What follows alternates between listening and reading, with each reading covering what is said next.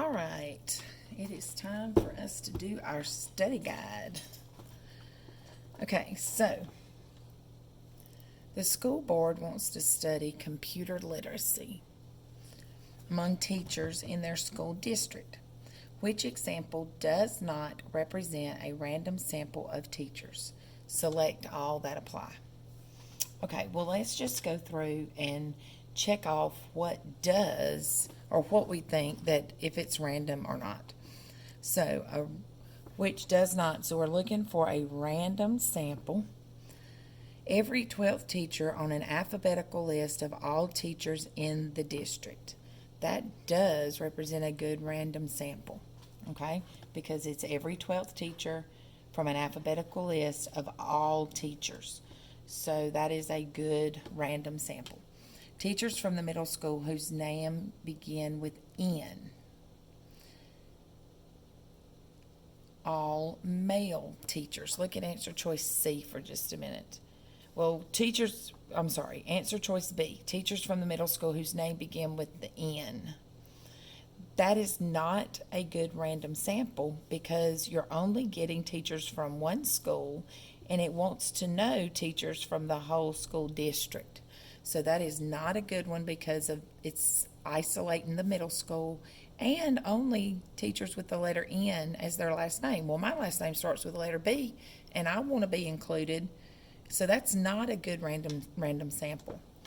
All male teachers is not a good random sample because it's just looking at the males. Every 10th teacher on an alphabetical list of all teachers in the district. That is a good random sample because it's random and it's getting all teachers. This says select all that apply, so we're going to select A and D here. Okay. Analyze the items below to determine which sample would be biased. Remember, biased is bad. Biased is bad. So what I want to do is we're going to go through the choices, label them unbiased and biased, and then come back and answer our question. Okay, so we're going to label each one biased and unbiased, and then go back and look at what our question is and decide what our answer needs to be, or answers. A survey, so we're looking to see is it biased or unbiased. A survey conducted at an ice cream store asked only mothers their favorite ice cream flavor. That is biased.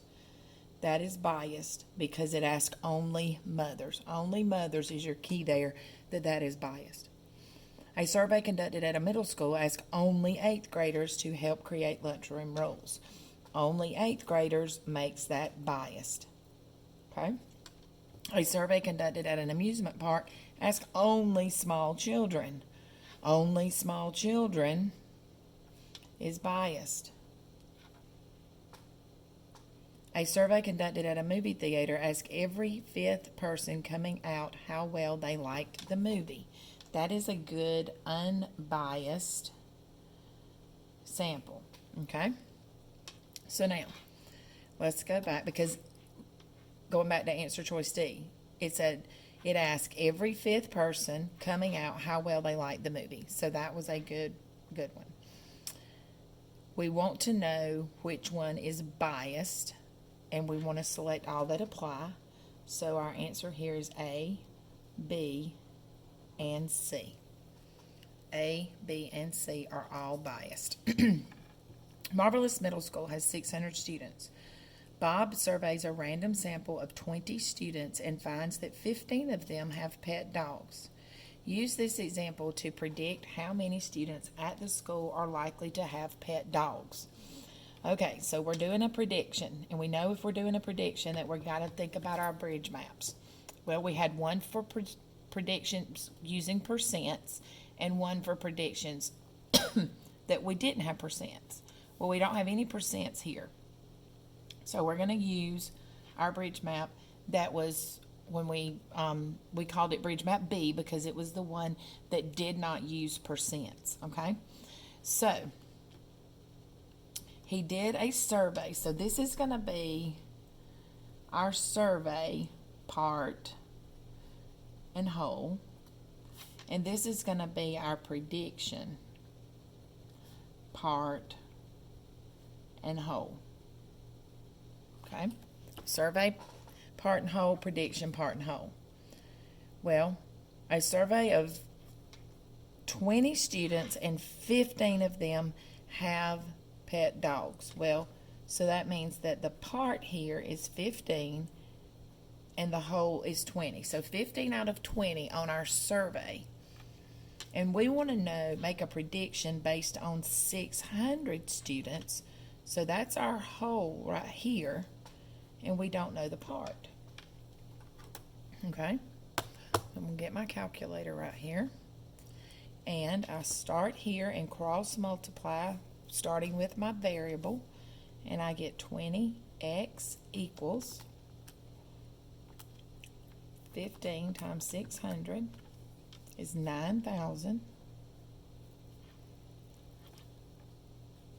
I am multiplying 20 times x. So to do the inverse operation there, I do divide by 20. And x equals 450.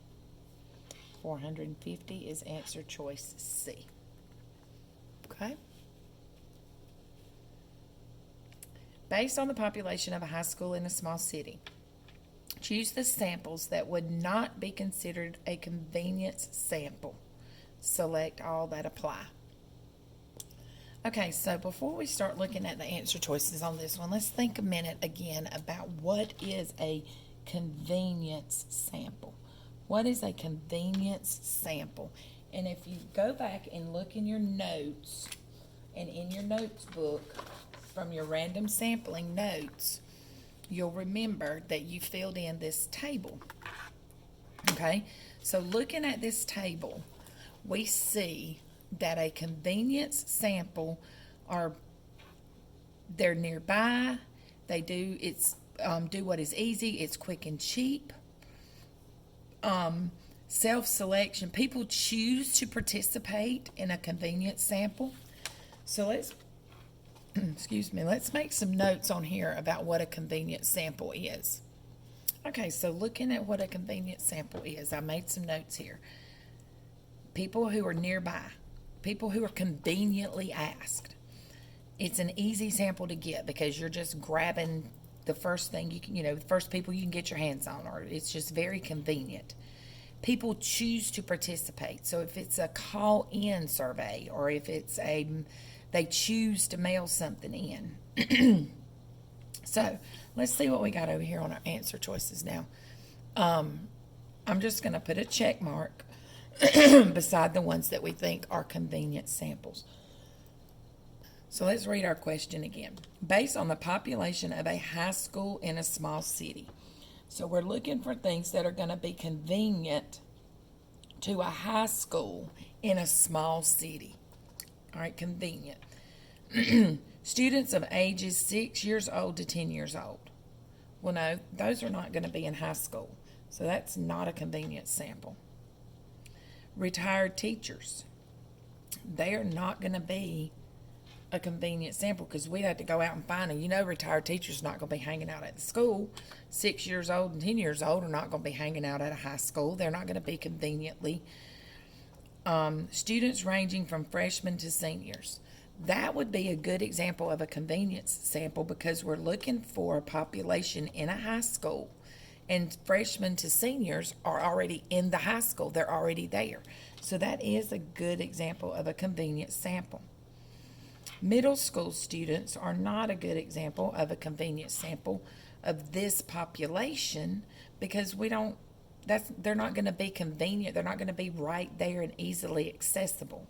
Okay, so our answer here is C because it is not C. Okay, let's go back and look. See how quick I was to do that? C is a convenient sample. C is a convenient sample, but look at what the question says. The question wants what is not considered a convenient sample. What is not? So the ones that were not were A, B, and D. C was a convenient sample. The ones that were not were A, B, and D.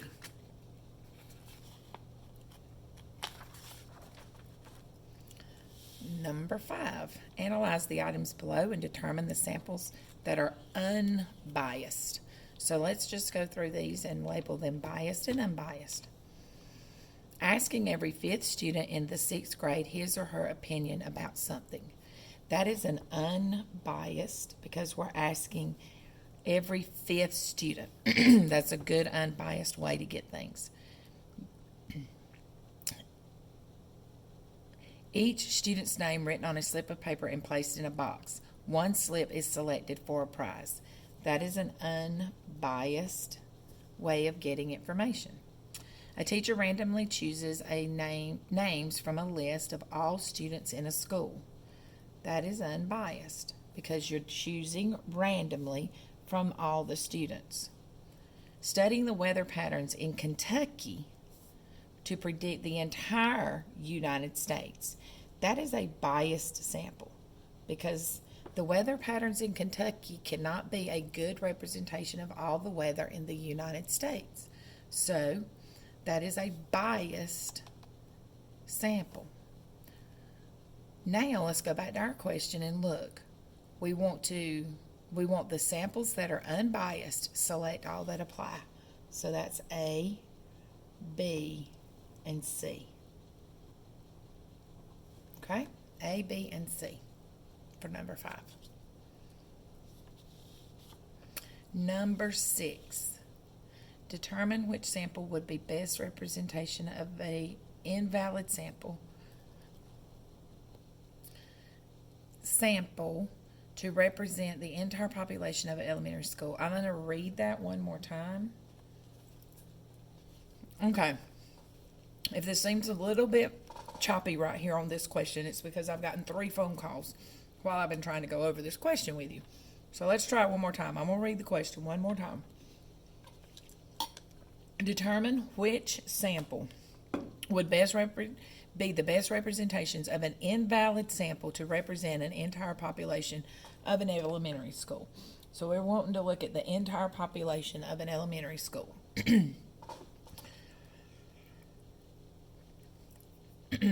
So I'm just going to put check marks and mark them, like check and yes or no, whether it's a good representation or not first, and then we'll go back and make sure we're answering the question correctly. Choose students from the 1st grade only. That is not a good representation of an entire population of an elementary school. Teachers only. That is not a good representation. Cafeteria workers only. Not a good representation. Choosing each teacher and 4 randomly chosen girls and 4 randomly chosen boys from each classroom. That is a good representation of an entire population of an elementary school. Now, it says which sample would be the best representation of an invalid sample. So we want the samples, so we're picking the samples that are not the samples we want. So this is an invalid sample. This choosing that would be invalid. A would be invalid. B would be invalid. And C would be invalid. This would be so this is an invalid sample. An invalid sample. An invalid sample. This would be a good valid sample. Okay? But it asked for the ones that were invalid, told us to select all that apply. So we're choosing A, B, and C. Determine the sampling method that would result in a bad or unreliable sample. Select all that would apply. All right, so first we're going to just label ours reliable and unreliable. Reliable, unreliable, valid, invalid, biased, unbiased, all of those are pretty much the same terms. They mean the same thing. So if you understand biased and unbiased, you understand valid and invalid. If you understand biased and unbiased, you understand unreliable and reliable. We're just using different vocabulary for the same thing that we're looking for, okay? So first, we're going to label our answer choices reliable, unreliable. then we'll go back and look at that question and make sure that we're answering the question correctly. Surveying passengers from a flight that is several hours late to determine if the passengers on all flights are satisfied. That is a very unreliable sample. That is unreliable because passengers from a flight that is late to find out if they're satisfied, yeah, I'm sure they're not going to be happy. That is not a good, reliable sample. Surveying students in detention about whether or not they feel that school rules are fair. That's an unreliable sample because students in detention, they're probably not going to feel like things are fair. Have a computer select every 10th name from an alphabetical list of all students to ask questions about the school. Well, that's a good, reliable sample. It's random. It doesn't have any bias. So it is a reliable sample. We can go with that one. Surveying students in an advanced algebra class to determine whether or not they think fourth grade math was easy. That is an unreliable sample. That is unreliable because an advanced algebra class and fourth grade math, they're going to think that's easy. That's not even it's a no-brainer, right? So now it asks us to choose unreliable and select all that apply. And the unreliable samples that we have labeled right here are A, B, and D. Okay? A, B, and D. In general, explain how outliers affect mean, median, mode, and range. Okay, well, let's first look at what an outlier is. All right, so what is an outlier? An outlier is an extreme value that lies outside the other values. All right, so I printed a couple of images here that I want you to see so you can kind of see an example and remind you what an outlier is. Here's a dot plot. And looking at this dot plot, if you look here, most of your data is right here between 10.1 and 10.7. And then you have this one piece of data sitting out here at 11. That is considered an outlier because it is sitting outside the range of the data. You can have outliers on either end of your data. Okay, here's a stem and leaf plot that also shows an example of an outlier. So we've got all of our data is up here, and then we have this one piece of data down here, this 150 that is down here away from the rest of the data. So those are considered outliers. So an outlier is a value that is way outside the range of the rest of the values. So how does that affect the different measures of center and range? Well, mean